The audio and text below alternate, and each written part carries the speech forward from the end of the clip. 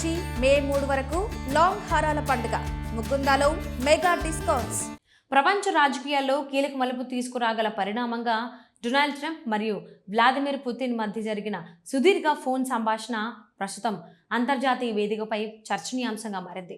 మధ్యప్రాచ్యంలో పెరుగుతున్న ఉద్రిక్తతలు, ఉక్రెయిన్ సంక్షోభం, అలాగే గ్లోబల్ భద్రతా అంశాలపై ఈ ఇద్దరు అగ్రనేతలు విస్తృతంగా చర్చించారని సమాచారం.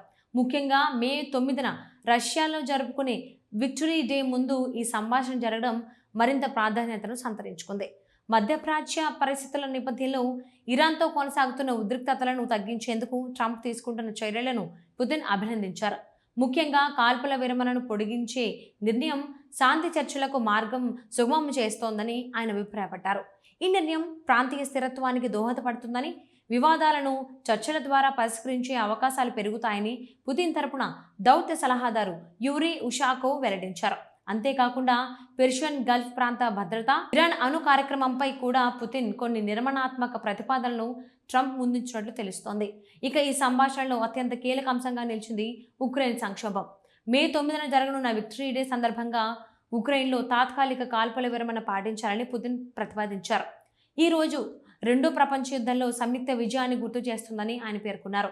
ఈ ప్రతిపాదనపై ట్రంప్ సానుకూలంగా స్పందించి అమెరికా తరపున పూర్తి మద్దతు ఉంటుందని హామీ ఇచ్చినట్లు సమాచారం. అయితే ఉక్రెయిన్ అనుసరిస్తున్న విధానాలపై పుతిన్ అభ్యంతరం వ్యక్తం చేయగా త్వరలోనే ఒక శాంతి ఒప్పందం సాధ్యమవుతుందని ట్రంప్ విశ్వాసం వ్యక్తం చేశారు. కేవలం భద్రతా అంశాలే కాకుండా ఇరు దేశాల మధ్య ద్వైపాక్షిక సంబంధాలపై కూడా ఈ చర్చలు సాగాయి. అందుకే ఇంధన రంగాల్లో సంయుక్త ప్రాజెక్టులను అభివృద్ధి చేసే అంశంపై నేతలు ఒక అవగాహనకు వచ్చినట్లు క్రెమ్లిన్ వర్గాలు వెల్లడించాయి. అలాగే ట్రంప్పై జరిగిన హత్యాయత్నాన్ని పుతిన్ తీవ్రంగా ఖండిస్తూ వ్యక్తిగతంగా తన మద్దతును తెలియజేశారు.